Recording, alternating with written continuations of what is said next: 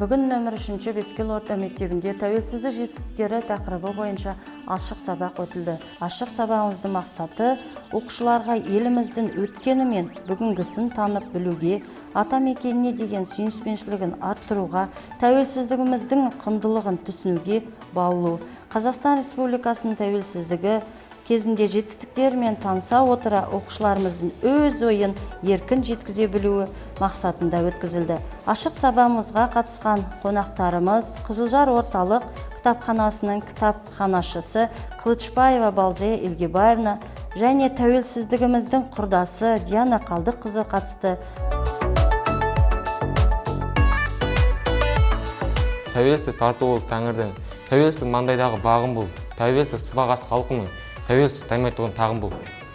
Тәуелсіздік бабам берген аманат, тәуелсіздік келешектің кепілі, тәуелсіздік жүрмін сені бағалап, тәуелсіздік өткен күннің өтілі.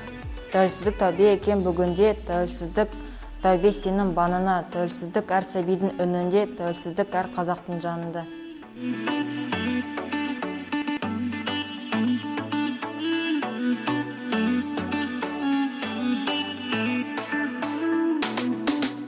Бүгін мына жаңа мектепке келгеніме қуаныштымын. Оқушыларды көріп, оқырмандарымды көріп, бір қуанып қалған жайым бар. Және мектеп әкімшілігіне үлкен алғыс айтамын. Ұстаздарға мың алғыс. Бұлардың жұмыстары сәтті болсын дегім келеді. Оқушыларға білімді көп алып, көп кітап оқысын дегім келеді.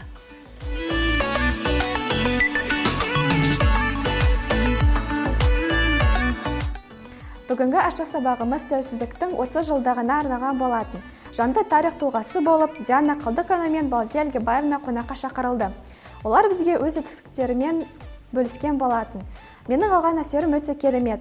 Ашық сабақ жоғары деңгейде өтті деп санаймын.